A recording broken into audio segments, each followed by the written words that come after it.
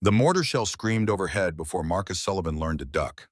19 years old, face pressed into red Vietnamese mud, he watched his friend Carter bleed out 3 feet away. The kid from Nebraska had taken shrapnel meant for a radio Marcus was carrying. Blood pooled between them, mixing with monsoon rain. Carter's lips moved. The words barely escaped past the gurgling. "Promise me. Find my family. Tell them." Marcus crawled forward, ignoring the gunfire stitching the ground. His hands found Carter's vest, felt the warmth leaving. "You're going to tell them yourself, brother. Stay with me." But Carter's eyes were already somewhere else. Somewhere Marcus couldn't follow, not yet. The silence that followed felt louder than the artillery. Marcus knelt in the mud holding a corpse and understood for the first time that some promises couldn't be kept. Not for lack of trying, just because the universe didn't care about good intentions. That was Khe-Sanh, 1969. 54 years ago, but the mud still felt fresh on his hands some mornings. Marcus woke at 3 a.m. in his studio apartment above Sullivan's garage. Sweat soaked the sheets. His heart hammered against ribs that had been broken twice, once in Vietnam, once in Tacoma during a club run that went sideways in '98. The Purple Heart on his nightstand caught ambient light from the street. Next to it, a photograph, 2 men in leather jackets, Hell's Angels patches, visible arms around each other's shoulders. Brothers. Before everything went to hell. David Sullivan had been dead 20 years. The anniversary was coming up. Marcus could feel it approaching like a storm front, pressure building behind his eyes. Old wounds aching in joints that complained louder every year. 62 years old. Most men his age were thinking about retirement, grandchildren, fishing trips. Marcus thought about the promises he'd broken and the ones he was still trying to keep.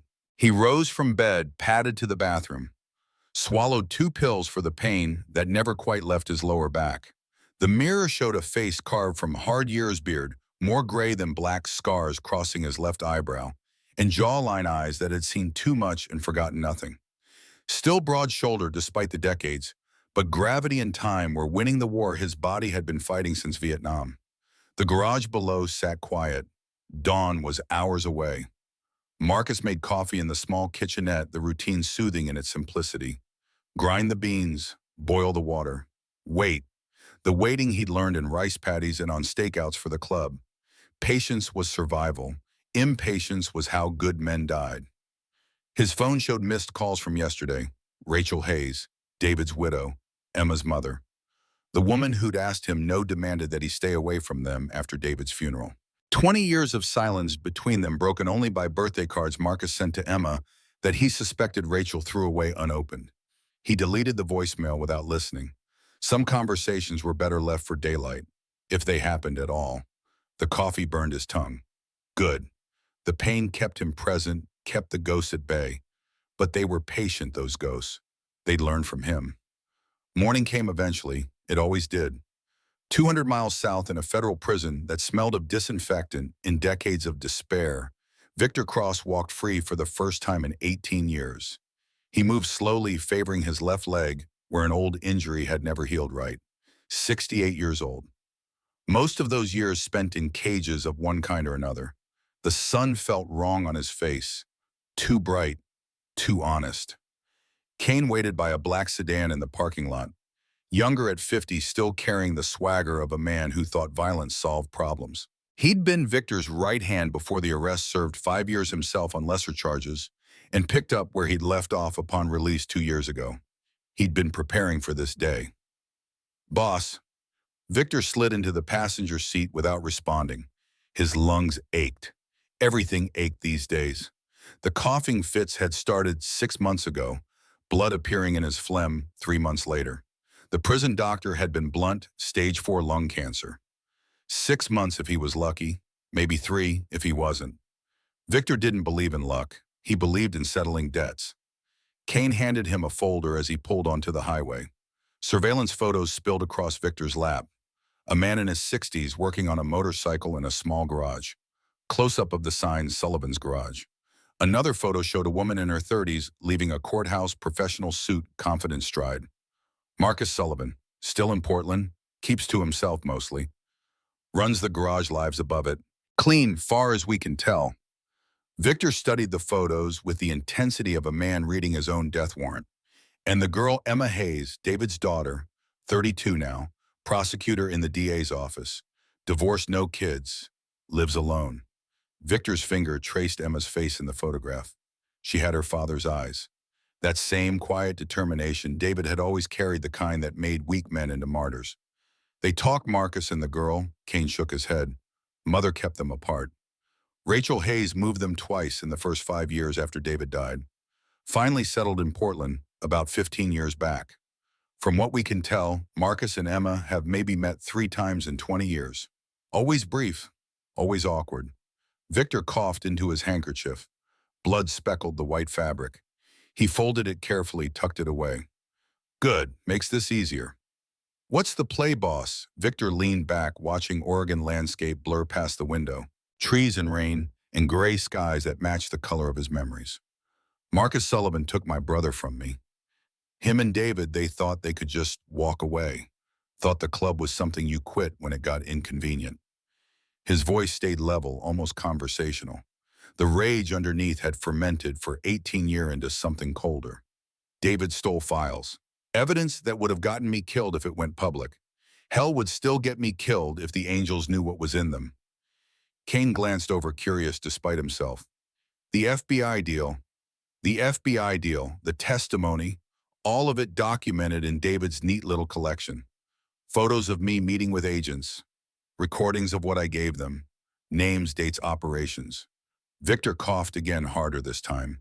His chest felt like broken glass grinding together.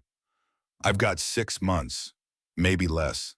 That's not enough time to rebuild what I lost, but it's plenty of time to destroy what they built. You want the evidence? I want everything. The files destroyed, Marcus dead, and before he dies, I want him to watch David's daughter suffer. Kane's hands tightened on the wheel. She's a civilian and a prosecutor. That brings heat we don't need. Victor smiled without warmth. I'm dying, Kane. Federal prison doesn't scare me anymore. Hell doesn't scare me. The only thing that matters is making sure Marcus Sullivan understands what he took from me. And how we doing that? Same way you kill any warrior. You take away what he loves. You make him feel what I felt when his betrayal cost me everything. The sedan merged onto I-5 North, heading toward Portland, toward unfinished business, toward the kind of reckoning that didn't care about collateral damage. Victor studied Emma's photo one more time before sliding it back into the folder. 20 years, he said mostly to himself. David's been gone 20 years. Time for his family to join him. Marcus spent the morning underneath a 1967 Harley Electra Glide original frame, but the engine was newer. The owner wanted period authentic as possible, which meant hunting down parts that half the suppliers didn't carry anymore. Good work, honest work, the kind that let him forget for stretches of hours about everything else. His phone rang around 11. Marcus ignored it until the caller gave up. Then it rang again. Same number. Rachel Hayes. He slid out from under the bike, wiped grease from his hands, and answered. Marcus? Rachel's voice hit him like a fist. 20 years and she still sounded like she was holding back tears. Marcus, it's Rachel. I know we haven't talked in, well, years, but Emma's birthday is next month. She's 32. Maybe it's time. The pause stretched. Marcus waited. He'd learned patience in Vietnam and perfected it during 2 decades of not interfering. Never mind, take care of yourself. The line went dead. Marcus stared at his phone for a long moment, then set it aside. Rachel reaching out after all this time meant something had changed. Fear maybe, or guilt. He'd carried enough of both to recognize them in someone else's voice. His coffee had gone cold. He dumped it made fresh and tried to focus on the carburetor rebuild waiting on his workbench. But his mind kept circling back to Emma, 32. Same age David had been when Victor's people cut his brake lines and sent him off a mountain road. The bell above the garage door chimed. A customer walked in, older gentleman, 70s, maybe moving with the careful deliberation of someone whose body had betrayed him years ago. He wore a faded army jacket with caisson patches visible. Help you? Yeah, picking up my bike. The Sportster. Marcus nodded, went to retrieve the keys. When he returned, the old-timer was studying the Purple Heart on Marcus's wall mounted next to a shadow box containing his Marine Corps dress blues. Semper Fi, Ora, Un Army, 68 to 70, Caisson. The air between them shifted. Recognition passed like electricity. Marines held that position, Marcus said quietly.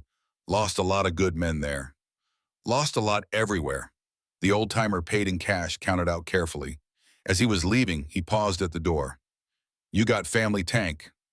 Marcus blinked at the name. Nobody had called him that in years. His old club road name earned during a bar fight in Oakland, where he'd supposedly fought like a tank, slow but unstoppable. Had a brother once. Had. That's a heavy word. Heaviest one I know. The old-timer nodded like he understood everything Marcus wasn't saying. Well, if you ever want to talk about it, we got a group, Vietnam vets, meet Tuesday nights at the community center. Not much for talking. Neither were we, but turns out silence kills slower than bullets. Think about it. He left. The garage felt emptier after. Marcus returned to the Harley, but his hands weren't steady enough for precision work. He grabbed a beer from the mini fridge in his office, instead sat at his desk and stared at the photograph of him and David. Two young men who thought they'd found brotherhood in the Hells Angels, who believed the club's rhetoric about loyalty and family until they learned those words meant something different to men like Victor Cross. David had seen it first, always the smart one, the one who thought 3 moves ahead.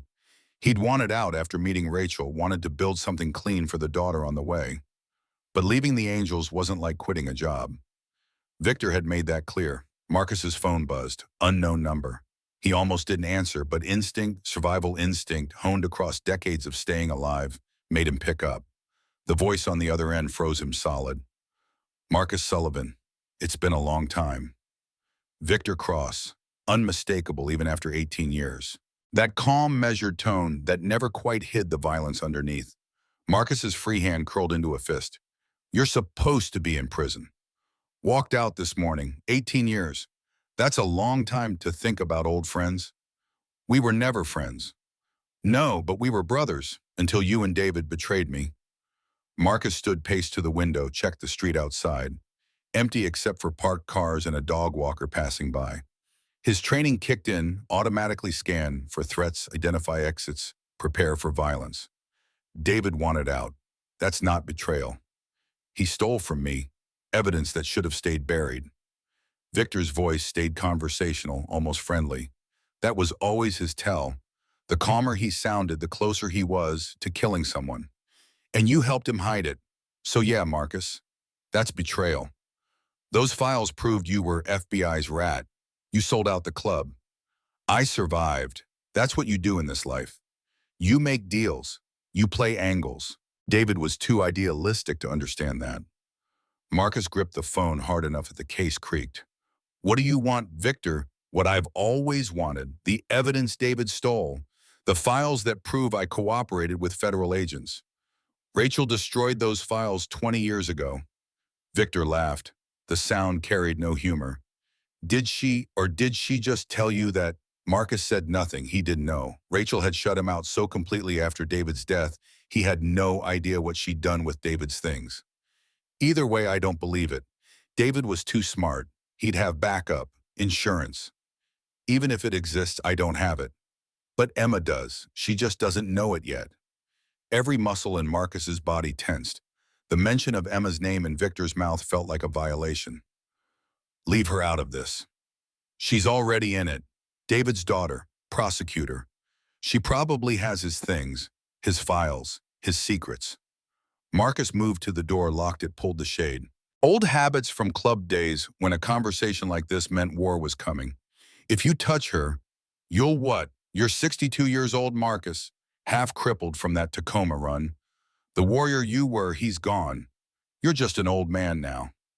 Victor coughed on the other end, wet and rattling. He was sick. 2 weeks. Find the evidence. Bring it to me, or I'll visit Emma myself, and we both know how those visits end. Victor saw him. 2 weeks. After that, Emma Hayes becomes collateral damage, just like her father. The line went dead. Marcus stood in his locked garage phone, still pressed to his ear, listening to silence. The afternoon sun slanted through gaps in the shade, cutting the room into bands of light and shadow. His reflection in the window showed an old man, gray beard, scarred face, shoulders that ached when the weather changed. But Victor was wrong about one thing. An old warrior wasn't a weak warrior, just a more dangerous one. Age doesn't make you weak. It makes you dangerous. Because old warriors have nothing left to prove and everything left to protect. Marcus opened his desk drawer, pulled out a small black notebook. Inside were phone numbers he hadn't called in years. Club members who'd stayed loyal, friends from the service, people who owed him favors that never expired. He'd promised David he'd protect his family. Failed once when those brake lines got cut. Wouldn't fail again. He dialed the first number, hands steady, with purpose rather than trembling with fear. Emma Hayes had prosecuted 47 cases in 5 years. 139. Lost 6. 2 were still pending. She kept a spreadsheet because organization was how you survived. Chaos in the DA's office ran on chaos. Her desk phone buzzed. Assistant calling from the lobby. Ms. Hayes, there's a gentleman here to see you, says it's personal. Emma glanced at her calendar. Nothing scheduled until 3. Name, Marcus Sullivan. And the name took a moment to register. When it did, Emma's stomach tightened. Uncle Marcus, her father's brother, the man her mother had spent 20 years keeping at arm's length. Send him up. She straightened her desk, checked her reflection in her compact mirror, tried to remember the last time she'd seen him. Her grandmother's funeral, maybe 10 years ago. He'd looked older, then weathered, and they'd exchanged maybe 5 sentences before her mother had steered her away. The knock came 3 minutes later. Emma opened her office door to find a man who looked like he'd been carved from granite and left to weather. 60-something, beard, more salt than pepper, wearing jeans and a worn leather jacket over a flannel shirt. His eyes were what stopped her, intense blue-gray, the kind that missed nothing. Uncle Marcus. Emma. They stood awkwardly in the doorway for a beat before Emma stepped back. Come in, please. Marcus entered, moving with careful economy. Old injuries, Emma realized. The way he favored his left side, the slight hitch in his stride. This was a man whose body had taken damage and learned to work around it. Is this about Mom? Is she okay? Rachel's fine. This is about you. Emma gestured to the chair across from her desk. Marcus sat but stayed alert, like he was ready to move quickly despite the years weighing him down. Me, I don't understand. When's the last time you went through your father's things? The question caught Emma off balance. Dad's been dead for 20 years. I have some boxes in storage, but why? Marcus leaned forward slightly. Because someone very dangerous thinks you have something that belonged to him. Emma's prosecutor instincts kicked in. She assessed body language, tone, looking for deception, found none. Just tension wound so tight it vibrated in the air between them. Huchashua, Victor Cross. He was released from federal prison this morning. He and your father had history. What kind of history? Marcus hesitated, choosing words carefully. Your father was Hell's Angels. So was I. So was Victor. But your dad wanted out after you were born. Wanted a clean life. Emma knew some of this. Fragments her mother had let slip over the years, always accompanied by warnings to stay away from that world, from people like Marcus. Victor didn't let people leave. Victor was more complicated than that. He made deals with the FBI, turned informant. Your father discovered evidence proving it. And Victor wants that evidence destroyed. He wants it destroyed, he wants me dead, and he's willing to hurt you to get both. Emma sat back, processing. Threat assessment came naturally after 5 years prosecuting violent offenders. This is insane. I'm a prosecutor. I have security, police protection. Paper won't stop him. Victor Cross killed more men than you've convicted, and he's got nothing to lose. He's dying. The last word hung between them. Emma studied her uncle's face, saw the grim certainty there. How do you know? I know Victor. I know how he operates. Man with terminal cancer and a grudge. That's the most dangerous animal in the world. Emma's phone buzzed. Text message. Unknown number. She opened it. A photo. Her leaving her apartment that morning, coffee in hand. The angle suggested it was taken from across the street. Below the image, one word. Pretty. Emma's hands went cold. She showed Marcus the phone. His jaw tightened. They've been watching you. Probably since Victor got out 2 days ago. Then I'll get a restraining order. Emma. Marcus's voice was gentle but firm. This isn't some domestic abuser or stalker. This is organized crime. Victor has resources, people, and like I said, he's dying. 6 months maybe, which means he doesn't care about consequences. Emma stood paced to her window. Downtown Portland spread below autumn sun glinting off buildings. Her life was here, her career. Everything she'd built to honor her father's memory, putting criminals away, making the world incrementally safer. Now someone from her father's past was making her the target. What do you suggest? Marcus rose slowly. First, we find out if you actually have what Victor wants. Your father's storage unit, the one Rachel kept after he died. There's just old clothes photos, some of his bike parts. Your father was smart. If he hid something, it'd be where no one would look. Emma grabbed her coat from the rack. The storage facility is across town. We can go now. Marcus nodded but didn't move toward the door yet. Emma, you need to understand something. Once we start this, it doesn't stop until one of two things happens. Either we give Victor what he wants and hope he keeps his word, or we end him before he ends us. The words were delivered without drama, just flat statement of fact. Emma realized her uncle wasn't offering protection. He was offering war. You've done this before. It wasn't a question. Yeah, I've done this before. And it cost you, didn't it? That's why Mom kept you away. Marcus's expression didn't change, but something flickered in his eyes. Old pain, old guilt. Your mother made choices she thought were right. Can't fault her for that. But Emma, your father made me promise something before he died. What? That I'd keep his family safe, whatever it took. Emma studied this man who shared her blood, but remained a stranger. Saw the scars, the weathering, the weight of decades spent in violence. Also saw the steady determination, the competence, the absolute certainty that he would do what he said. Okay, let's go find out what Dad left behind. The U-Store facility occupied 3 acres of industrial wasteland on Portland's outskirts. Chain-link fence security cameras that looked functional units stretching in neat rows like metal tombstones. Emma and Marcus pulled up in his truck, an older Ford F-150 that smelled like motor oil and leather. The manager took some convincing. Emma's ID showed her as Emma Hayes, but the unit was registered to David Sullivan. Marcus produced old photographs, documentation, proving their relationship, talked the manager through it with the kind of patient insistence that wore down bureaucratic resistance. 20 minutes later, they stood in front of Unit 247. The padlock was rusty. The door groaned when Marcus forced it up, revealing a space filled with shadows and dust motes dancing in the shaft of afternoon light. Emma stepped inside first. Cardboard boxes lined the walls, stacked with varying degrees of care. An old dresser sat in the corner, motorcycle parts scattered across its surface. The smell was musty, decades of sealed air and forgotten things. I haven't been here since Mom and I stored his stuff after the funeral. Emma's voice sounded small in the enclosed space. Marcus moved methodically, checking corners, examining boxes. His military training showed clear the space assessed the contents worked systematically. Look for anything labeled for Emma or important. Your father was deliberate about things like that. They worked in silence for minutes. Emma found photo albums, her father young and smiling, her mother radiant, both of them on motorcycles with the Hells Angels logo visible on their jackets. It felt like looking at strangers. She'd been 12 when he died, old enough to remember him, but young enough that the memories had blurred into impressions rather than clear pictures. Marcus pulled out David's old Hells Angels jacket. He held it for a long moment, fingers tracing the patches, the road name stitched across the back, Prophet. He hated that name, said it was ironic since he couldn't predict anything. Emma looked up from the photo album. What happened between you three? You, Dad, and Victor. Marcus set the jacket aside carefully like it might shatter. We were brothers once, real brothers in the club, since blood oaths, loyalty above everything.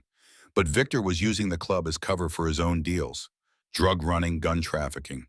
When the FBI came knocking, he made a deal, gave up names, operations, everything. And Dad found out. Your father discovered Victor was planning to throw everyone under the bus to save himself. He collected evidence. Proof Victor was FBI's rat. That's what Victor wants destroyed. If the Hells Angels knew what Victor did, they'd kill him. Slowly. Informants don't get mercy in that world. Emma processed this, fitting pieces together. So Dad used the evidence as insurance, threatened to expose Victor if he didn't let him leave the club. Exactly, but Victor didn't negotiate. He killed your father and made it look like an accident. Single vehicle collision, brake failure, no witnesses. Marcus's voice stayed level, but Emma heard the rage underneath. 20 years cold, but still burning. She returned to searching boxes. Near the back, partially hidden behind a stack of motorcycle manuals, she found it. Cardboard box smaller than the others, with her father's handwriting across the top, for Emma, when she's old enough. Marcus. He moved to her side immediately. Together they lifted the box, set it on the dresser. Emma opened it with shaking hands. Inside, a cassette tape recorder sealed envelope, small locked metal box. A note on top in her father's careful script. Emma read aloud, voice catching. Emma, baby girl, if you're reading this, I'm probably gone. I did something to protect you and your mom. Something that made dangerous people angry. I'm sorry for that. I wanted to give you a normal life.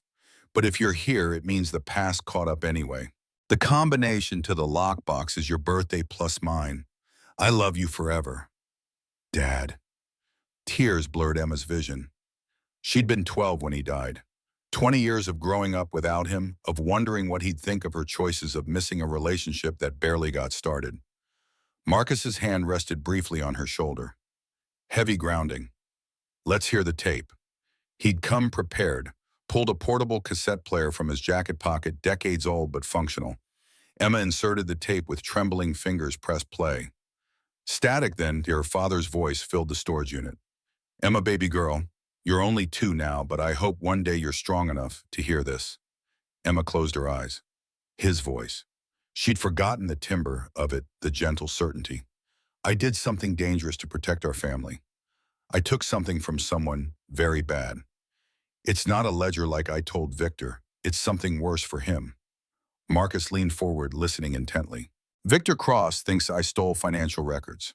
But what I actually took was proof he betrayed the Hells Angels. Photos, recordings, documents showing he was FBI's informant. David's voice continued, explaining methodically. How he'd discovered Victor's deal. How he'd broken into Victor's house, copied files, documented everything. How he'd planned to use it as leverage to get out clean. Marcus, if you're there, and I know you will be, brother, the combination to the small box is Emma's birthday backwards. Use what's inside to keep them safe. The tape hissed, David's voice growing quieter. Rachel, I love you. I'm sorry I couldn't give you the peaceful life you deserved. And Marcus, I don't blame you for what's about to happen. You tried to warn me. You're the best brother a man could have. Take care of my girls. Silence. Then click. The tape ended. Emma wiped her eyes roughly. Marcus stood frozen, staring at the recorder like it might deliver more words if he waited long enough. He knew, Emma said. He knew Victor was coming for him, and David always knew. That's why he made the tape, why he prepared. Emma focused on the lockbox. Small metal combination lock on top. Her birthday, February 10th, 2003. Backwards, 3212. The lock clicked open. Inside, USB drive, photographs, handwritten journal. Emma spread them across the dresser. Marcus examined the photos first. My God. The images showed Victor Cross meeting with men in suits. Federal buildings in the background. One photo caught Victor handing over an envelope to someone, clearly FBI, the logo on his windbreaker visible even in the distant shot. The journal was worse. David's handwriting documenting dates, times, names. What Victor told the FBI, what operations he compromised, which angels ended up arrested or dead because of information he provided. Emma's prosecutor brain cataloged it automatically. This was evidence, admissible, devastating evidence of conspiracy and betrayal. This could still destroy Victor. Marcus nodded slowly. Could destroy what's left of his reputation. Get him killed by the club. Invalidate any protection deal he made with the FBI. Then why? Glass shattered. The storage unit window, small, high up, exploded inward. Something metal hit the concrete floor, rolled toward them. Marcus moved faster than a man his age should. Grabbed Emma, threw her toward the door. Out now! They hit the daylight running. Behind them, smoke billowed from the unit. Not an explosive. Tear gas. 3 motorcycles roared into the facility parking lot. Riders in dark clothes, faces covered. Emma recognized the lead rider from the build, the aggressive posture. Kane, Victor's lieutenant from the photos. Marcus pushed Emma toward his truck. Get in. Two more riders appeared blocking the exit. Marcus reversed course, pulling Emma toward the rows of storage units, using them for cover, moving with tactical precision despite his age. Kane's voice boomed across the parking lot. Marcus Sullivan, just hand over what you found. Don't make this messy. Marcus had his gun out. Emma hadn't seen him draw it. He positioned them behind a unit. Emma pressed against the metal wall, him covering her body with his. Stay behind me. I don't have a weapon. You're not supposed to. That's my job. Kane and his two associates dismounted, spreading out, approaching the storage units cautiously. They'd done this before. Marcus waited, patient, still as stone. The first rider rounded the corner carelessly. Marcus didn't hesitate. Single shot to the leg. The man went down screaming. Kane and the other rider dove for cover.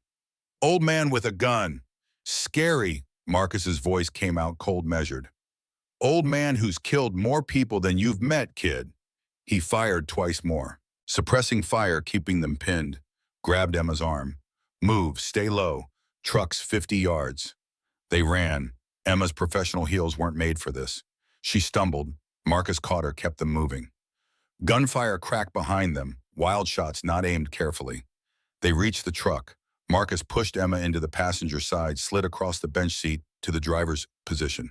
Engine turned over on the first try. He threw it in reverse tires, screaming. Kane emerged from between units, weapon raised. Marcus didn't slow down. Hit the accelerator, drove straight at him. Kane dove aside the truck's bumper, missing him by inches. They burst through the facility gate, metal chain snapping.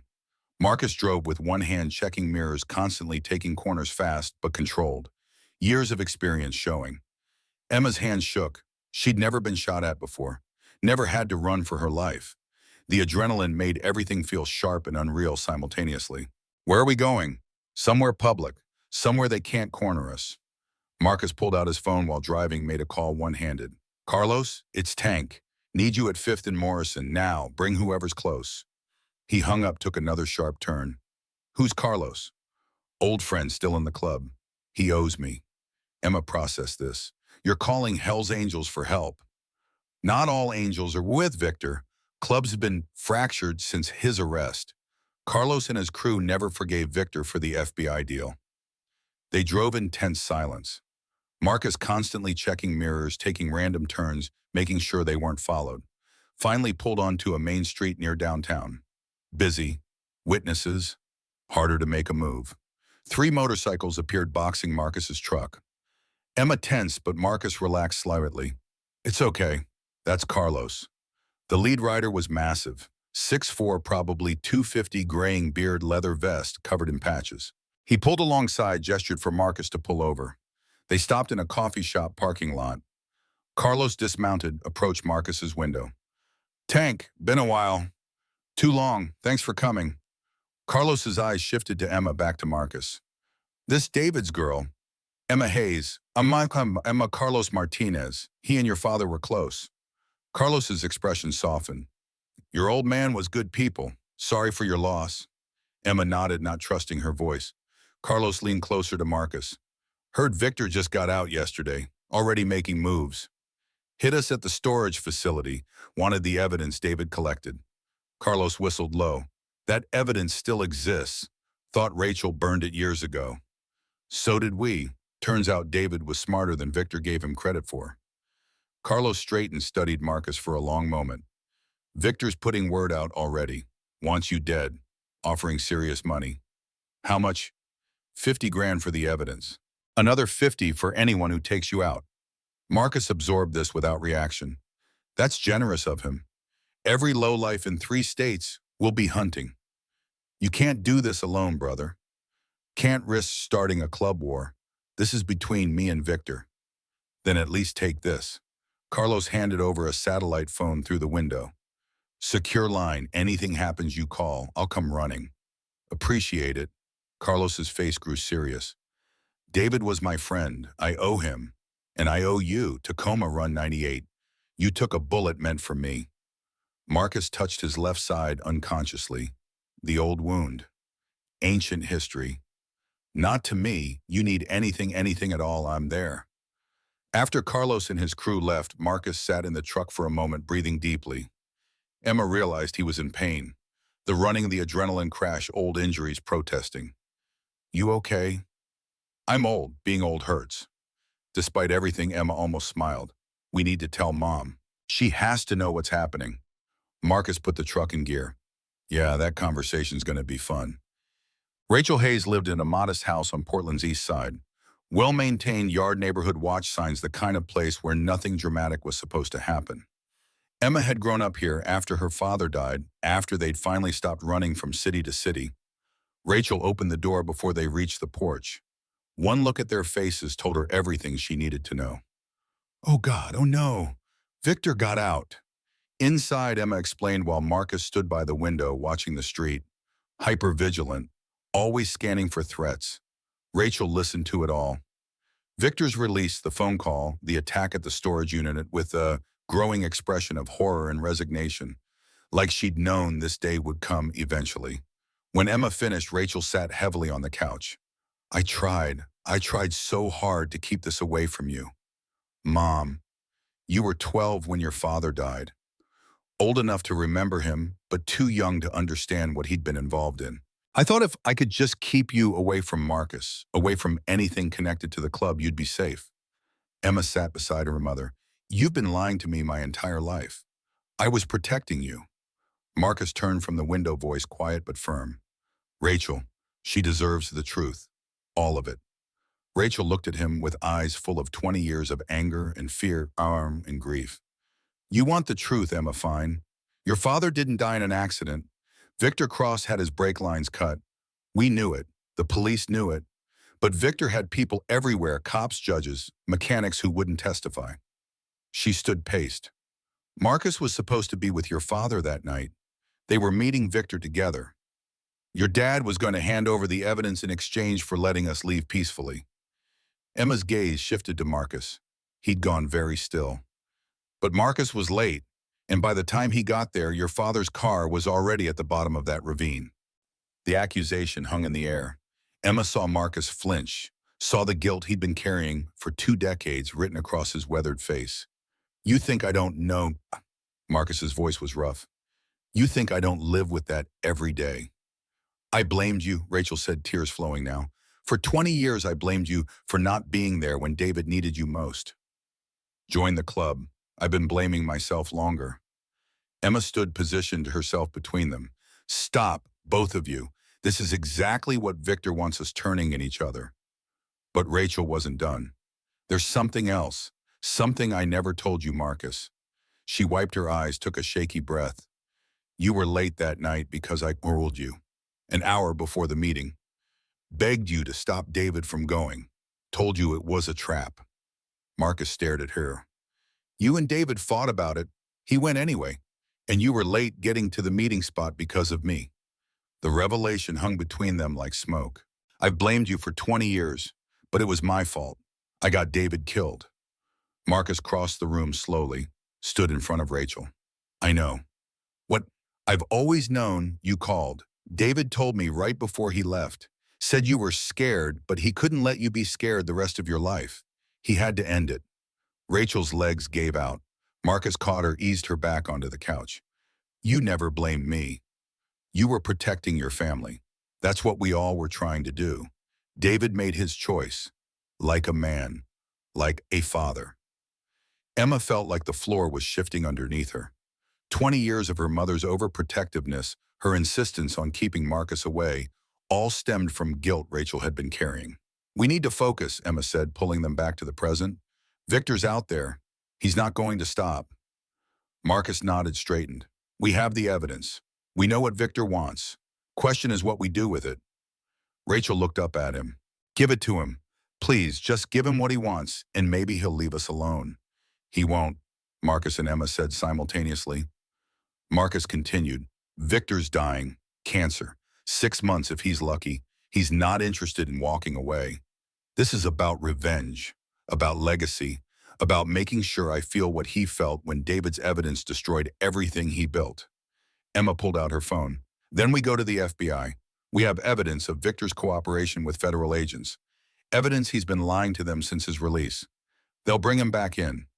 How long will that take? Warrants, protocols, 3 days, maybe 4. Marcus shook his head. He'll move before then. He knows we have the evidence. He'll come at us hard and fast. Then what do we do? Marcus walked back to the window, stared out at the quiet suburban street.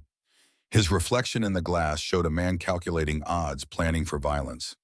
We set a trap. Offer him the evidence. Meet face to face. That's insane, Rachel said. He'll kill you. Maybe, but it gets him out in the open. Gives the FBI a chance to move in. Gives us a chance to end this. Emma considered it with her prosecutor's mind. If we record the meeting, get him confessing to Dad's murder. That's evidence even without the FBI files. Exactly. Rachel stood moved to Marcus. You can't do this alone. I won't be alone. I'll have Emma. And Carlos said he'd back me up. No, Emma cut in. I'm going with you to the meeting. Both Marcus and Rachel started to protest. Emma held up her hand. I'm not a child. I'm 32 years old. I'm a prosecutor who's dealt with violent criminals. And this is my father's legacy we're protecting. She looked at Marcus. You've spent 20 years keeping your promise to Dad. Let me help you finish it. Marcus studied her for a long moment, saw David's determination in her eyes, his stubbornness in the set of her jaw. You do exactly what I say, when I say it. Deal. Rachel grabbed both their hands. Then I'm helping too. I'm done running. I'm done hiding. Marcus's expression softened slightly. Rachel, don't. We do this together. All three of us. The way it should have been from the start. For the first time in 20 years, the three of them stood united, facing the same enemy, carrying the same purpose. Marcus's phone rang. He checked the number, answered. Victor? The voice came through speaker, now calm and cold. Marcus, I assume you found something interesting in your brother's storage unit? Yeah, found your FBI files, all of them. And we're willing to deal. The evidence for safe passage. Emma and Rachel walk away clean. Victor laughed. Just like that. After 20 years, you're willing to let bygones be bygones. I'm old Victor. I'm tired. I don't want this war. Pier 17, tomorrow night, midnight, just you and me, like old times. Just us. No cruise. You have my word. The line went dead. Rachel stared at Marcus. You believe him? Not for a second. He'll have at least 10 men there, Sarah. Then this is suicide. Marcus looked at Emma and Rachel saw the fear and determination mixed in equal measure. The dead don't rest until the living keep their promises. This is war, and in war you do what you have to do. He met their eyes. Get some rest. Tomorrow we end this, one way or another. The morning after Victor's call, Marcus stood in his garage workshop, not touching weapons, but studying maps. Emma found him there at dawn, coffee in both hands. Couldn't sleep either. Marcus accepted the cup. Sleep's overrated at my age. He'd spread Portland street maps across his workbench, Pier 17 circled in red. Approach routes marked in different colors, escape paths highlighted, sniper positions noted with X's. You're treating this like a military operation. Because it is one. Victor won't come alone, so we need to be smarter than him. Emma studied the maps, her prosecutor's mind engaging. You're planning for multiple scenarios. Every scenario I can think of. Best case, FBI moves in before shooting starts. Worst case, we fight our way out. In the middle ground. Marcus's finger traced a route from Pier 17 to the waterfront. Middle ground is controlled chaos. We give Victor enough of what he wants to keep him talking. FBI gets their evidence. We get out alive. Emma set her coffee down. You keep saying we like I'm going into that warehouse. You are. Victor knows about you. He'll expect you there. Your absence would make him suspicious. Mom's going to hate this. Your mother already hates this, but she's practical enough to understand necessity. Marcus rolled up the maps, secured them with a rubber band. There's something else we need to do first, before tomorrow night. What? Meet with the FBI. Get them officially involved, and make sure the real evidence stays safe. Agent Sarah Wallace's office in the Portland FBI field office overlooked the city with the kind of view that suggested authority without demanding it.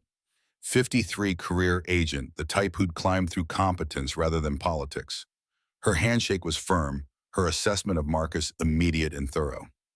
Mr. Sullivan, Ms. Hayes, I've been briefed on your situation. Wallace gestured them to chairs facing her desk. Emma had made the appointment leveraging her prosecutor credentials and explaining enough about Victor Cross to warrant attention. Victor Cross was released from federal prison 2 days ago. Yesterday morning, Marcus corrected. He called me within hours. Wallace pulled up Victor's file on her computer. I worked his case 18 years ago. He gave us intel that led to 14 arrests within the Hells Angels organization. And he always claimed it was historical information, Emma said. Nothing that would compromise active members or operations. Correct. That's what kept him alive. The club leadership believed he'd traded old dirt for his freedom. Marcus leaned forward. We have evidence that proves otherwise. He nodded to Emma, who placed David's USB drive on Wallace's desk. My father collected this before he died. Photos, recordings, documents, all proving Victor was giving you current intelligence. Real-time betrayals. Wallace inserted the USB into her computer. Her expression shifted as files opened photographs of Victor meeting with agents, audio recordings, time-stamped and geotagged David's meticulous journal entries. This is extensive.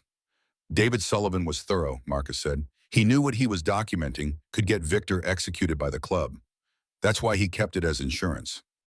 Wallace spent 10 minutes reviewing the evidence, occasionally making notes, her professional detachment unable to hide growing concern. If this becomes public, Victor Cross is a dead man. The Angels don't forgive informants, especially ones who lied about the extent of their cooperation. That's why Victor wants it destroyed, Emma said. It's not just about legal jeopardy, it's about survival. Wallace ejected the USB, held it carefully. You're giving this to the FBI. We're loaning it, Marcus corrected. Original stays with you, but we need something in return. Which is, Victor's expecting a meet tomorrow night, Pier 17 midnight. He thinks we're bringing the evidence to trade. Wallace's eyes narrowed. And you're planning to trap him. We're planning to end this. Question is whether the FBI wants to be there when it happens. Wallace stood paced to her window, watched Portland traffic crawl below. This is irregular. We'd need warrants, tactical coordination approval from multiple departments. You have 24 hours. That's not enough time. Then we go without you, Marcus said simply. But either way, this ends tomorrow night. Wallace turned back to them, weighing options with visible calculation. If I do this, and I'm not saying I am, it would be completely off the books. No official FBI presence. Just surveillance and support if things go wrong. Plausible deniability. I didn't say that. Emma leaned forward. Agent Wallace Victor Cross is dying of cancer. 6 months at most. He's got nothing to lose and 20 years of revenge motivating him. He's already threatened my family. Already attacked us at a public storage facility. She pulled out her phone, showed the surveillance photo Victor's people had sent. This was taken outside my apartment yesterday morning. He's escalating. If we don't stop him tomorrow, he'll just keep coming. Wallace studied the photo, her professional composure cracking slightly. All right, here's what I can do. She moved to her desk, began typing rapidly. I'll position a surveillance team near Pier 17. No visible presence, no direct intervention unless absolutely necessary. If Victor confesses to David Sullivan's murder on tape, we have probable cause for arrest. And if shooting starts, then tactical response moves in. But Mr. Sullivan, you need to understand something. She met his eyes directly. If you shoot first, if you escalate to lethal force without clear self-defense justification, the FBI can't protect you from prosecution. Understood. Wallace printed documents, slid them across her desk. This is a non-disclosure agreement. Everything we've discussed stays confidential. You can't mention FBI involvement to anyone, including Victor. Emma and Marcus both signed. Wallace took the USB drive, locked it in her desk safe. The original stays here. I'll have copies made for the surveillance team. You walk into that meeting empty-handed. Marcus nodded. This was what he'd planned anyway, the real evidence safe, a fake USB in his pocket. One more thing, Wallace said. Victor's medical records show aggressive stage 4 lung cancer. He's not expected to survive the next 3 months. That makes him extremely unpredictable. I know. Because in my experience, dying men with nothing to lose are the most dangerous criminals in the world. They don't negotiate. They don't compromise. They just burn everything on their way out. Marcus stood. Then we'd better make sure he burns alone. Back at Marcus's garage, Emma helped him prepare. Not weapons, those would come later, but contingencies. Phone numbers, backup plans, emergency contacts. Carlos needs to know the real plan, Emma said. Marcus pulled out the satellite phone. I'll call him tonight. Can't risk Victor's people intercepting regular calls. You trust Carlos?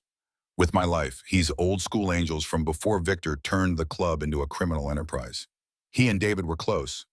Emma watched Marcus work, saw the systematic approach, the military precision. Every action deliberate, every decision calculated. Where did you learn all this? The tactical planning, the operational security? Vietnam, then the club. Turns out guerrilla warfare and criminal operations have a lot in common. He looked up from his notebook. Your father was better at this than me. He could see patterns I missed. Think 3 moves ahead while everyone else was still on move 1. But he still died. Marcus's expression darkened. He died because I was late, because I let Rachel's fears slow me down, because I thought I had more time than I did. Emma moved closer. You've been carrying that guilt for 20 years. Yeah. What if I told you it's not your fault that Dad made his own choice, knowing the risks? Wouldn't change anything. Doesn't matter whose fault it is. What matters is that I wasn't there when he needed me. Emma took his hand, rough, scarred, strong despite the years. You're here now, for me, for Mom. That counts for something. Marcus looked at their joined hands, seemed surprised by the contact. Your father used to say that legacy isn't measured in years lived. It's measured in promises kept. Then let's keep this promise. Together. That evening, Rachel insisted on cooking dinner at Marcus's place. The 3 of them crowded into his small kitchen, domestic normalcy jarring against tomorrow's violence. Rachel made spaghetti, David's favorite, apparently. Emma set the table. Marcus opened a bottle of red wine that had been collecting dust in his cabinet. They ate in relative silence, each lost in their own preparation rituals. Rachel kept glancing at Marcus like she was memorizing his face. Emma pushed food around her plate without much appetite. Marcus ate mechanically, fuel rather than enjoyment. I've been thinking, Rachel said finally, about what happens after tomorrow. After, Emma looked up, assuming we all survive, assuming Victor's arrested or killed or whatever happens. What then? Marcus sipped his wine. Then you go back to your lives. Emma keeps prosecuting. You keep teaching. Things go back to normal. I don't teach anymore. Retired 3 years ago. Then you keep doing whatever retired teachers do. Rachel set her fork down. What about you, Marcus? What's your after? He considered the question. He'd spent so long focused on revenge and protection that he'd never thought about what came next. Haven't thought that far ahead. Maybe you should, Emma interjected. The garage. You could expand it. Take on an apprentice or something. I'm 62, bit old to be thinking about expansion. You're 62, not dead. Rachel reached across the table, covered Marcus's hand with hers. David would want you to have a life, a real one, not just existing in this garage waiting for the past to catch up. Marcus looked at their hands, Rachel's smaller, softer, marked with teacher's calluses and age spots. His own scarred, oil-stained weapons hardened. Maybe, if tomorrow goes right. When tomorrow goes right, Emma corrected, you don't get to give up before we've even started. They finished dinner, cleaned up together, moved with a careful choreography of people trying to pretend everything was normal. Around 10 p.m., Rachel announced she was going home. Emma offered to drive her, but Marcus intervened. Carlos is sending 2 guys to watch your house tonight. You'll be safe. Rachel paused at the door. Marcus, about what I said earlier, about blaming you, we're past that, all of us. She hugged him, then sudden and tight. Marcus stood rigid for a moment before returning the embrace. Bring my daughter home tomorrow. Both of you come home. That's the plan. After Rachel left, Emma lingered. I should go too. Get a few hours of sleep. You're staying here tonight. Marcus. Victor knows where you live. We're not taking chances. Emma didn't argue. Marcus set her up in his small guest room, really just a storage area with a futon, but it had a door that locked and no windows facing the street. Thank you for everything. Marcus nodded from the doorway. Get some rest. Tomorrow's going to be ugly. Man. 2 a.m. found Marcus at his kitchen table, unable to sleep despite exhaustion.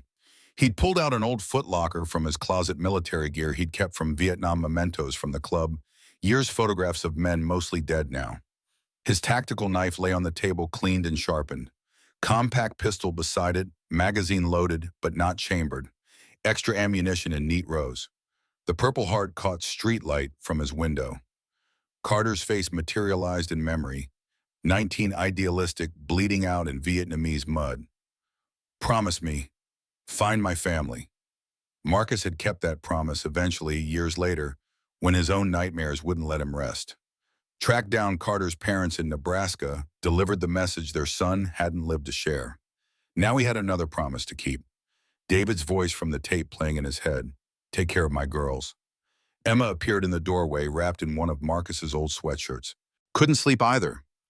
Not before operations. Never could. She sat across from him, studying the weapons and gear. Is this what it was like before missions in Vietnam? Similar. More scared then. Younger, stupider thought I was invincible. And now, Marcus smiled without humor. Now I know exactly how invincible I am. Makes me more careful.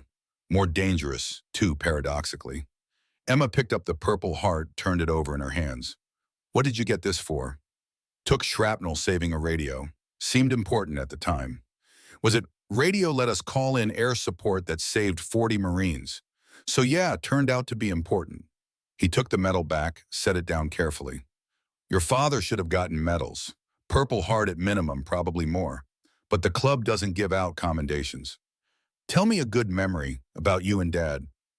Marcus leaned back, searching through decades. There was this run we did down to California. Some club business that doesn't matter now. But on the way back, David's bike broke down in the middle of nowhere. Just stopped dead on Highway 101.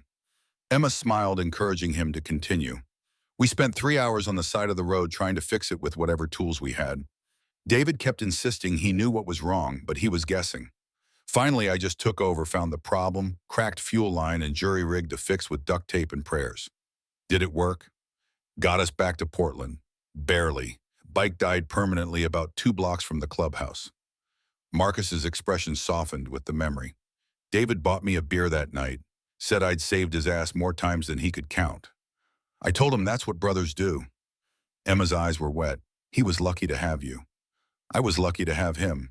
Best man I ever knew. They sat in comfortable silence. Outside, Portland slept. Inside, an old warrior and a prosecutor's daughter prepared for battle. Marcus, I'm scared. Good. Fear keeps you alive. Just don't let it paralyze you. How do you function through it? The fear. Marcus considered the question seriously. You compartmentalize. Put the fear in a box, lock it away. Focus on the mission. Training takes over. Muscle memory, repetition. You move because movement is survival. He met her eyes. But Emma, if something goes wrong tomorrow, if Victor gets the upper hand, I need you to promise me something. What? You run. You don't try to save me. You don't play hero. You run, you call Wallace, and you let the professionals handle it. I'm not leaving you. Yes, you are. Because that's the deal. I keep you alive. You stay alive. Promise me. Emma wanted to argue, saw the absolute certainty in Marcus's face and knew she'd lose. I promise. Good. Marcus stood, began packing gear away. Now get a few hours sleep. I'll wake you at 8. We've got prep work before tonight. Emma Rose moved to the doorway, then turned back. Uncle Marcus. Yeah. I'm glad Mom was wrong about you. You're not dangerous. You're just protective. Marcus's smile was sad. I'm absolutely dangerous, Emma. Just not to family. Morning came gray and cold. Marcus had slept maybe 90 minutes total combat naps stolen between planning sessions. Emma found him already dressed, coffee made, breakfast laid out, protein, carbs, fuel for what was coming. You're very domestic for a biker. Marines taught me routine. Routine keeps you sane when everything else is chaos. They ate in silence. Emma's phone buzzed repeatedly, texts from her assistant, asking about case files from Rachel, asking if she was okay from Carlos, confirming tonight's backup positions. Marcus's satellite phone remained silent. He'd brief Carlos this afternoon after final preparations. We need to talk about the USB drive, Emma said. Marcus retrieved a small device from his pocket, identical to David's original. Dummy drive, filled with junk files that look legitimate if Victor checks before plugging it in. but nothing incriminating, nothing he can use. The real evidence. With Wallace, locked in FBI custody. Victor thinks he's getting the original. He's getting a decoy. Emma smiled. Dad would have been proud. That's exactly the kind of misdirection he'd use. Learn from the best. Marcus's phone rang, not the satellite, his regular cell. Unknown number. He answered on speaker. Sullivan. Heavy breathing, then a voice Marcus recognized. Victor. Morning, old friend. Just checking in, making sure we're still on for tonight. Midnight, Pier 17. Nothing's changed. Good, good. I wanted to tell you something, though, about David. Marcus's jaw clenched. Emma froze. The night he died, I watched him go off that road. Stood at the top of the embankment, watched his car tumble, watched it catch fire. He was alive for almost 3 minutes before the smoke got him. Marcus's hands fisted. Rage boiled through his veins. You're trying to provoke me. I'm trying to give you context. So tonight when you're dying, you understand what David felt. The helplessness, the fear, the knowledge that everything you fought for meant nothing in the end. See you at midnight, Victor. Marcus ended the call before his voice betrayed the fury coursing through him. Emma saw his expression. He's trying to get in your head. I know. Is it working? Marcus took several deep breaths, forcing calm through technique. 20 years I've imagined killing Victor. 20 years of revenge fantasies. But this isn't about revenge anymore. He looked at Emma. This is about making sure you stay safe. That's the only thing that matters. That afternoon, Marcus called Carlos on the satellite phone, briefed him on the planned FBI surveillance, the dummy USB timing and positions. Carlos listened without interrupting, taking mental notes. How many men you want? 4, positioned outside the warehouse. Don't enter unless shooting starts. This is observation and backup, not assault. Understood. What about vehicles? 2 motorcycles, 1 truck. Escape routes north and south covered. And Carlos. Yeah. If something happens to me, you get Emma out. That's priority 1. Silence on the other end. Tank, nothing's happening to you. Just promise me. All right, you got my word. After the call, Marcus made another to Rachel. Emma took the phone, speaking quietly, reassuring her mother while Marcus prepped gear. The rest of the day passed in tense preparation. Marcus drove Emma past Pier 17, twice different routes, each time identifying landmarks and potential obstacles. They practiced communication protocols, reviewed hand signals, drilled escape procedures until Emma could execute them without thinking. By 6 p.m., they were as ready as they'd ever be. Marcus sent Emma home to change clothes, dark colors, practical shoes, nothing that would snag or restrict movement. She returned an hour later dressed appropriately, face set with determination. Mom wanted to come. I know. I told her she couldn't. That this was our fight, not hers. Marcus nodded approval. She understood. Not really, but she accepted it. Evening descended. They ate a light dinner, stayed hydrated, checked equipment, one final time. Marcus allowed himself 1 beer, enough to calm nerves, not enough to impair judgment. At 10 p.m., they loaded into Marcus's truck. The dummy USB drive sat in his jacket pocket, weight negligible but presence enormous. Emma wore a wire provided by Agent Wallace hidden in a necklace, nearly invisible. It would transmit everything to FBI surveillance. Remember the plan, Marcus said as they drove toward the waterfront. I do the talking. Victor wants a show, so we give him one. But the moment I say, Emma, get behind me, you move to the exit. Don't hesitate. Got it. And if I say now, you run. Full sprint. Don't look back. Marcus, promise me one more time. I promise. They parked 3 blocks from Pier 17. Walked the final distance. Portland's industrial waterfront was deserted at this hour. Businesses closed. Workers gone home, just empty streets and silent buildings. A headlight spilled from Pier 17's warehouse.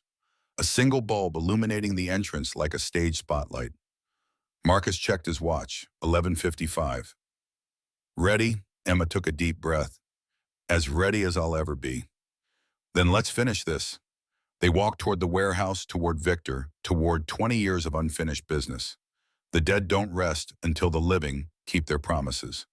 Tonight, Marcus would keep his, or die trying. The warehouse door stood open like a mouth. Yellow light spilled onto wet concrete rain, having started sometime in the last hour. Marcus and Emma approached slowly, footsteps echoing in the industrial silence. Marcus went first, right hand near, but not on his weapon. Emma followed 3 steps behind, exactly as they'd practiced. Her necklace wire transmitted everything to FBI surveillance parked 6 blocks away. Inside the warehouse was vast and mostly empty. A single spotlight illuminated the center of the floor where a man sat in a folding chair. Not Victor, someone else. Younger, terrified, duct tape over his mouth. Emma gasped. Marcus's hand shot out, stopping her advance. "It's a trap, obviously." Victor's voice came from speakers mounted throughout the space. Disembodied, amplified everywhere and nowhere. "Welcome, Marcus. Emma, so glad you could make it." Overhead lights blazed on in sequence, revealing the full scope of the situation. 10 men stationed around the perimeter, all armed. Kane stood near the bound man, gun pressed against his temple. Other faces Marcus recognized from Victor's old crew. And at the far end, walking forward with slow deliberation, Victor Cross himself. He looked worse in person than imagination suggested. Skin gray frame, skeletal beneath his jacket, movement labored, but his eyes burned with fever-bright intensity. "Marcus Sullivan, 20 years, you haven't changed much." "Wish I could say the same." Victor smiled without humor. "Cancer, stage 4. Poetic, don't you think, the body consuming itself?" He gestured to the bound man in the chair. "Do you know who this is?" Marcus studied the captive. Mid-30s, plain clothes, terrified but trying to maintain composure. Something familiar about his face. "No idea." "FBI agent Timothy Ross, Agent Wallace's junior partner. We grabbed him this afternoon from the field office parking lot." Emma's face went white. Marcus felt his stomach drop. Victor had someone inside the FBI feeding him information. "Where's Wallace?" "Don't worry, she's fine. Probably watching through surveillance right now, trying to decide if one agent's life is worth the arrest." Victor moved closer, each step deliberate. "Here's how this works. You give me the evidence David collected. All of it. I verify it as genuine. Then Agent Ross lives, you two walk away, and I disappear. Everyone wins. Except the people you've hurt. Ancient history. I'm dying anyway. What's a few more months in prison versus dying free?" Marcus pulled the USB drive from his pocket, held it up so Victor could see. Everything David documented. Photos, recordings, his journal. Every detail of your cooperation with federal agents. Victor's eyes fixed on the small drive with predatory focus. "Bring it to me. Emma stays where she is." Marcus glanced at Emma. She nodded slightly. She understood. This was where the plan started. He walked forward slowly, crossing half the warehouse floor. Victor met him in the center, flanked by Kane and 2 other enforcers. "The FBI's watching," Marcus said quietly. "You know that, right?" "Of course. But they won't move while I have their agent. Hostage situations require negotiation protocols, time I don't have to give them." Victor extended his hand. Marcus gave him the USB drive.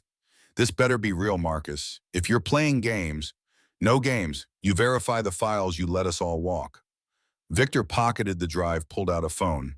Dialed. "Got it. Run verification." He waited, eyes never leaving Marcus. 30 seconds felt like hours. Finally, someone responded on the other end. Victor's face went cold. "What do you mean it's fake?" Marcus smiled without warmth.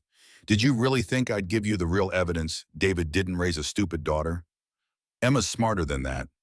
Victor's gun came up, pressed against Marcus's forehead. "Where's the real drive?" "FBI custody. Agent Wallace has it, has had it since yesterday morning. Even if you kill us all tonight, the evidence is safe." Victor's finger tightened on the trigger. Marcus didn't flinch. Behind him, Emma stood frozen. "Then you just killed yourself for nothing." "No, I kept my promise to David. Emma's alive. The truth's preserved. That's everything." For a long moment, Victor's gun stayed pressed against Marcus's skull. Then he lowered it, laughing bitterly. "You clever old bastard. David taught you well." He turned to Kane. "Kill the FBI agent." "No!" Emma's scream echoed through the warehouse. Kane's gun rose toward Agent Ross's head. Marcus moved. 20 years of dormant training exploded into action. His hand shot out, grabbed Victor's wrist, twisted hard. Victor's gun dropped. Marcus caught it reverse, slammed the grip into Victor's throat. Victor stumbled back, choking. Hell broke loose. Marcus dove for cover as gunfire erupted. Emma ran toward the exit exactly as planned. Kane turned his gun from Agent Ross to Emma Marcus, shot him twice center mass. Kane went down. Victor's men opened fire. Bullets stitched the concrete floor.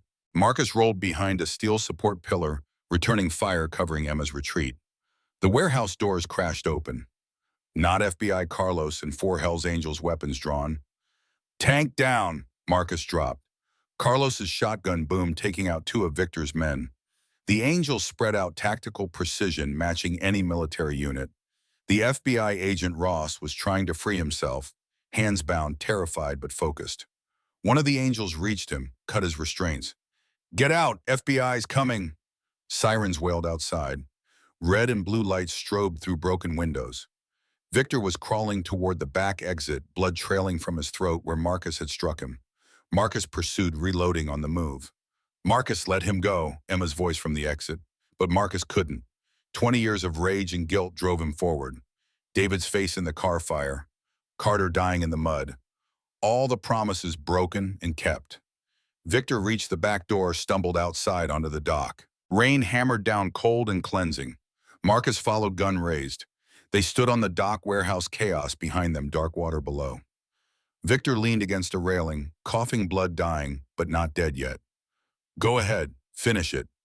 Marcus's gun didn't waver. FBI will arrest you. Cancer will kill you. Either way, you lose. Then why hesitate? Marcus thought about David, about Emma watching from the warehouse, about the kind of man his brother had wanted him to be. Because revenge is just grief wearing armor. But justice is love protecting what remains. He lowered his gun. I'm not killing you, Victor. That would make me just like you. Victor laughed wetly. Then you've already lost. Because I'll never stop coming. Even from a hospital bed, even on my deathbed, I'll send people after Emma. After Rachel. I'll haunt you until the day you die. No, you won't. Marcus turned to leave. Victor lunged, knife appearing from his jacket. Marcus spun back, muscle memory from Vietnam kicking in, deflect, control, neutralize. They grappled. Victor was weak but desperate. His knife slashed Marcus's forearm, drawing blood. Marcus twisted, throwing Victor off balance.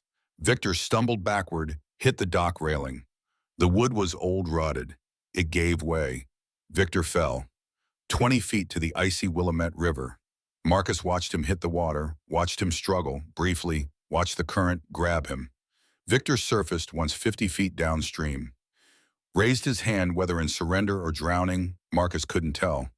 Then the water took him. Marcus stood at the broken railing, breathing hard, blood dripping from his arm. FBI agents swarmed onto the dock, Agent Wallace in the lead. Sullivan! Where's Victor? Marcus pointed at the dark water. He fell. Current took him. We'll send divers. Won't find him. November water that current.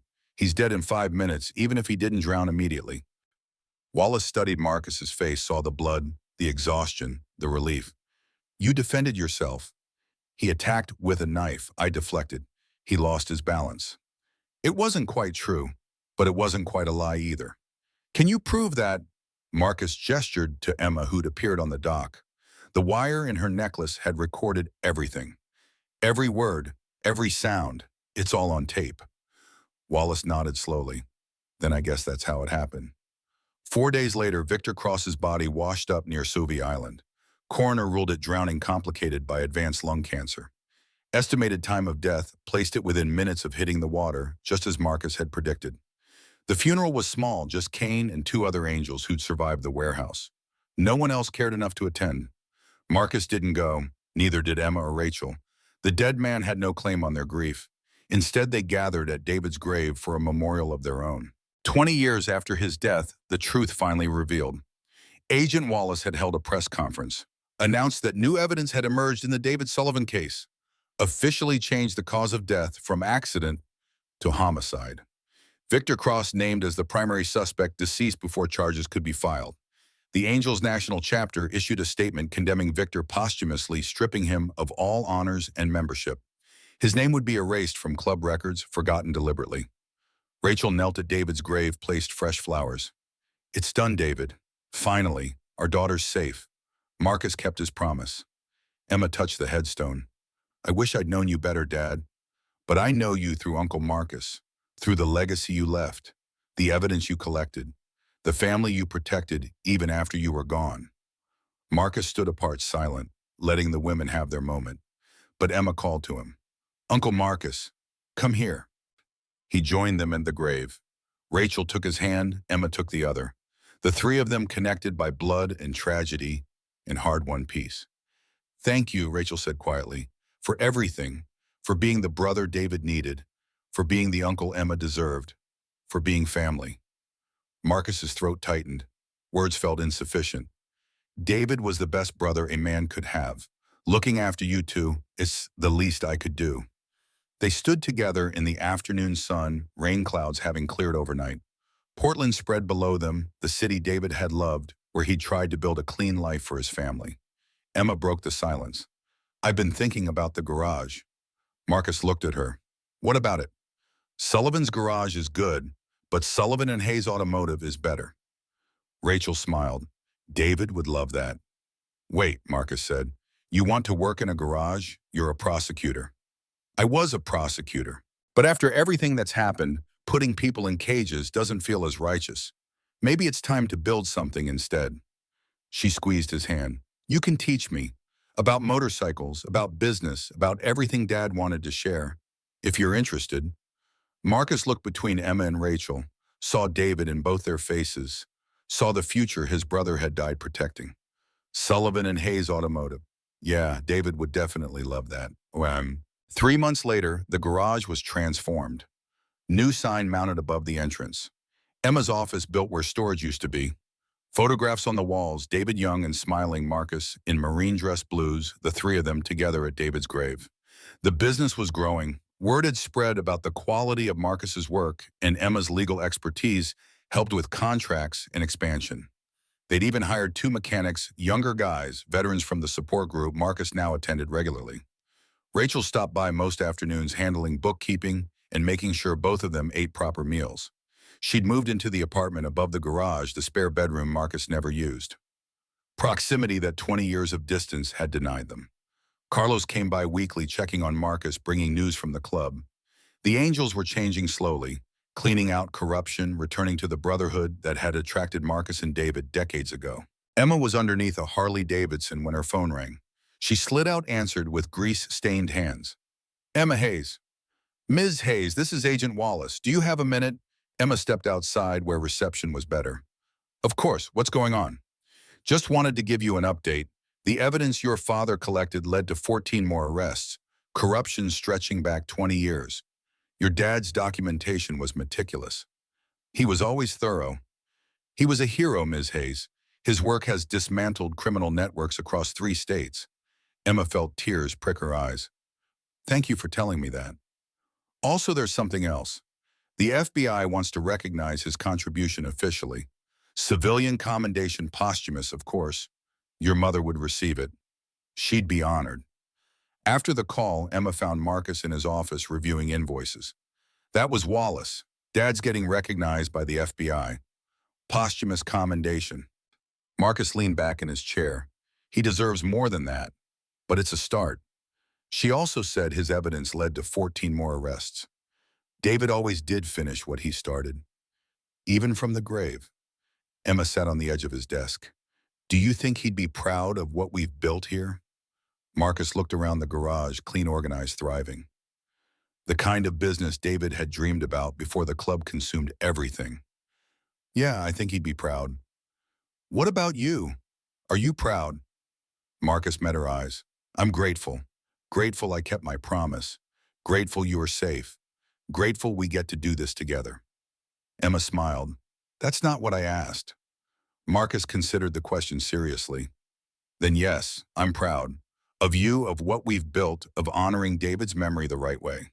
He gestured to the photograph on the wall, him and David young and hopeful. We were going to open a garage together after we left the club. That was the plan. Took us 20 years to make it happen, but better late than never. 6 months after Victor's death, the garage held its grand reopening celebration. Carlos and 20 Angels attended not as a show of force, but as family honoring David's memory.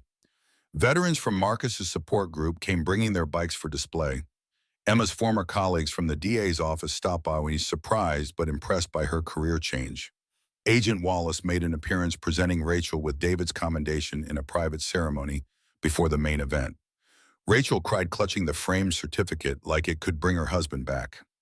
Marcus watched from across the garage, feeling something he hadn't experienced in decades: contentment. Emma found him there, pressed a beer into his hand. "You okay?" "More than okay." They clinked bottles, drank, watched the celebration unfold around them. "I've been meaning to ask," Emma said. "That veteran support group you joined, how's it going?" "Good, hard but good. Turns out talking about Kay-san doesn't make it worse. Makes it easier to carry." "You talk about date every week, about Carter too, about all the brothers I've lost." Marcus sipped his beer. "The old-timer who told me about the group, he was right.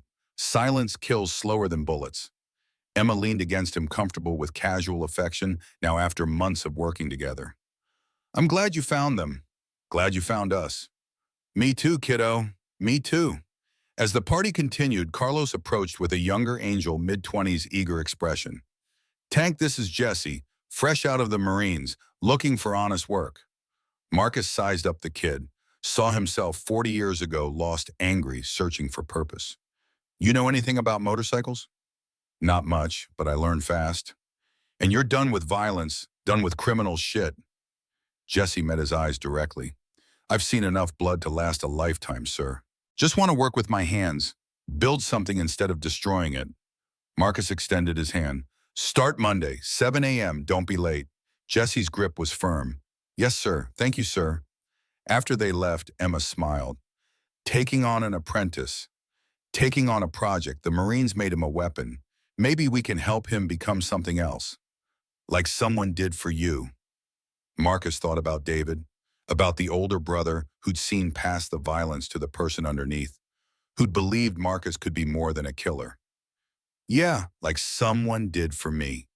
1 year after Victor's death, Marcus stood at his apartment window watching Portland wake up. 63 years old now, still aching, still scarred, but lighter somehow. The weight of broken promises finally lifted. His phone rang, Rachel calling from downstairs. "Breakfast in 10 minutes. Don't make me come get you." "I'll be down." He smiled. Rachel's cooking had become a daily ritual, the three of them eating together before the garage opened. Family dinners that David would have loved. Marcus' dress caught his reflection in the mirror. Still looked like hell, gray beard, scarred face, the weathering of hard years. But his eyes were different, calmer. At peace, the Purple Heart sat on his nightstand. Next to it, a new photograph, him, Emma, and Rachel at the garage opening, smiling together. He touched David's old Hell's Angels patch mounted in a shadow box on the wall. "We did it, brother. Kept them safe. Built something you'd be proud of. Your legacy lives on." The apartment smelled like coffee and bacon when Marcus descended. Emma was already there reviewing the day's work orders. Rachel plated breakfast with the efficiency of decades of practice. They ate together, talking about nothing important. A customer with an unusual request. Jesse's progress with carburetor rebuilds. Rachel's book club drama. The ordinary conversation of people who'd survived extraordinary circumstances. Marcus listened, contributed occasionally, mostly just absorbed the warmth of family he'd thought lost forever. "What are you smiling about?" Emma asked. "Just grateful." "For what?" Marcus looked between them. David's daughter and David's widow, the family his brother had entrusted to him. For second chances, for promises kept, for you two. Rachel reached across the table, took his hand. "We're grateful for you too, for never giving up on us even when we pushed you away." Emma added her hand to the pile. "To family, blood, and chosen. To Dad's memory. To everything we've built together." They sat like that for a moment, connected. Then Rachel stood. "All right, enough sentiment. We've got a business to run." The garage opened at 8. Customers arrived throughout the day. Jesse proved himself capable, asking good questions, showing initiative. Emma handled the business side with prosecutor's precision. Rachel managed the books and kept everyone fed. Marcus moved between tasks, supervising repairs, teaching Jesse, consulting with Emma on expansion plans. The rhythm was soothing, purposeful, everything his life after Vietnam hadn't been until now. Around 3 p.m., Carlos stopped by on his motorcycle. "Tank, got something for you." He handed over an envelope. Marcus opened it, invitation to a Hells Angels memorial service. David Sullivan's name on it, officially honored as a fallen brother. The club voted. David's name gets added to the memorial wall, alongside other angels who died protecting family. Marcus's throat tightened. When pum, next month, you should come. Bring Emma and Rachel. I'll ask them. Carlos clasped Marcus's shoulder. Your brother was one of the good ones. We should have honored him years ago. After Carlos left, Marcus showed the invitation to Emma. She read it, tears forming. Dad would have wanted this. Yeah, he would. They decided together all three would attend. Not as mourners, but as family reclaiming David's memory from shame and secrecy. The memorial service was held at the Angels National Clubhouse in Oakland. Hundreds of members attended representing chapters across the country. Marcus hadn't been inside that building in 20 years. Emma and Rachel flanked him as they entered. The walls were covered with photographs of fallen brothers, men who died in service and combat, protecting family and club. A new section had been added, reserved for brothers who died before their time, whose deaths the club hadn't properly acknowledged. David's photograph was mounted in the center, young, smiling, full of life. The national president, a man Marcus knew from the old days, spoke. David Sullivan wanted out, wanted a clean life for his family. Some of us thought that made him weak. We were wrong, it made him brave. He turned to the photograph. David discovered corruption within our ranks. Instead of using it for personal gain, he documented it, preserved it, ensured the truth wouldn't die with him. The president looked directly at Marcus, Emma, and Rachel. His family honored his memory by bringing that evidence forward. 14 men arrested, 17 operations shut down, corruption spanning 2 decades exposed and eliminated. He raised his glass. David Sullivan died protecting his family. That's the highest honor any angel can achieve. Today we remember him properly. Everyone raised glasses. To David Sullivan. The response echoed through the clubhouse. To David Sullivan. After the ceremony, old angels approached Marcus. Some apologized for turning their backs after David's death. Others thanked him for keeping David's evidence safe. All acknowledged that loyalty to family trumped loyalty to the club. Emma stood before her father's photograph for a long time. Marcus gave her space, watching from across the room as she whispered something private to the image. When she returned, her eyes were dry but peaceful. I told him we're okay, that you kept your promise, that we built something he'd be proud of. Marcus nodded, unable to speak past the emotion clogging his throat. Rachel joined them, took both their hands. He knows. Wherever he is, David knows. They left the clubhouse together as the sun set. Oakland traffic hummed around them, indifferent to their grief and healing. But inside the truck driving north toward Portland, toward home, the three of them carried something David had died protecting. Family. Unbroken. Finally at peace. 2 years after Victor's death, Sullivan and Hayes Automotive had expanded into the neighboring building. 10 employees, now including 3 veterans, Marcus had personally recruited from the support group. Annual revenue exceeded projections by 40%. Emma discovered she loved the work. The mechanical puzzles, the satisfaction of restoration, the customer relationships. She kept her law license active, but didn't miss prosecuting. This was her calling, she realized. Building instead of punishing. Rachel had become the garage's unofficial matriarch. She managed payroll, organized the books, made sure everyone took breaks and ate lunch. The mechanics called her Mama Hayes with genuine affection. Marcus turned 64. His body complained louder arthritis in his hands, that old Tacoma injury flaring in cold weather. But mentally, spiritually, he was stronger than he'd been in decades. The veterans group had become central to his life. Tuesday nights, 10 to 12 guys who'd seen combat. They talked about nightmares and triggers and learning to live with what they'd done and seen. Marcus shared stories about Carter, about David, about promises kept and broken. It helped. Not a cure, but management. The ghosts were still there, but quieter now. Easier to live with. One Tuesday after group ended, the old-timer who'd first invited Marcus pulled him aside. You've changed, Tank. Lighter somehow. Found my purpose. Took me 62 years, but better late than never. Your brother would be proud. Yeah, I think he would. The old-timer smiled. You know what you've done? You've built a family for lost souls. That garage isn't just a business. It's a refuge. Marcus hadn't thought of it that way. But looking around at the mechanics he'd hired, veterans, former addicts, men trying to rebuild lives, he realized the old-timer was right. Sullivan and Hayes wasn't just about motorcycles. It was about second chances, about proving that broken things could be restored, just like David had wanted. 5 years after Victor's death, Marcus stood at David's grave on what would have been his brother's 58th birthday. The headstone had been replaced with something grander, black granite, David's Hells Angels road name engraved alongside his real name. David Prophet Sullivan, brother, father, hero. Emma and Rachel were with him as always. But this year they'd brought others, the garage staff, Carlos and his Angels veterans from the support group. 30 people gathered to honor a man most of them had never met. Marcus spoke, which was rare. He hated public speaking. But this was family. My brother David wanted out of a violent life, wanted to build something clean for his family. Victor Cross killed him for that dream. He paused, gathering himself. But David won anyway, because his dream didn't die with him. His daughter carries it forward. His wife protects it. And his brother, his slow, stubborn brother, finally figured out what he was trying to teach us. Marcus looked at the crowd.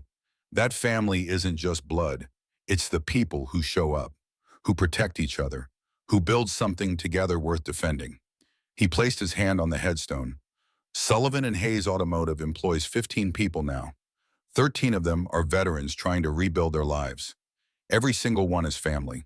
That's your legacy, David. Not the evidence you collected, not the corruption you exposed, but the family you inspired us to build. Emma stepped forward, added flowers to the grave. Dad, I'm 37 now, older than you ever got to be. That's strange to think about. But I carry you with me in how I run the business, in how I treat people, in believing that broken things can be restored. Rachel spoke, last voice steady despite tears. 25 years you've been gone, David. 25 years I've missed you, but I'm not sad anymore. Because you left us Marcus. You left us the evidence that brought justice. You left us a blueprint for building something better. She touched the headstone gently. Rest well, my love. Your family is thriving. After the ceremony, as people dispersed, Carlos approached Marcus privately. The club wants to commission a statue, David Sullivan at the Oakland Clubhouse. Permanent memorial.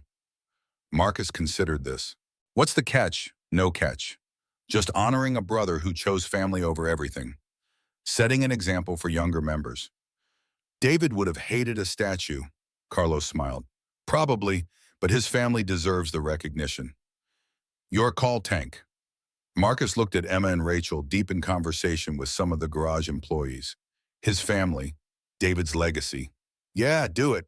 David would hate it, but he'd understand why it matters. Marcus's 67th birthday fell on a Tuesday. The garage threw him a party cake beer, embarrassing stories shared by employees who'd learned to love the gruff old Marine. Emma presented him with a restored motorcycle helmet, David's original from his riding days. She'd spent months tracking it down, negotiating with collectors, getting it authenticated. This was Dad's, from before I was born, before Victor, before everything went wrong. Marcus held it carefully, seeing David's face reflected in the visor. How did you find this? Carlos knew a guy. Who knew a guy? You know how it goes. Marcus tried the helmet on. It fit perfectly. I'll wear it on every ride.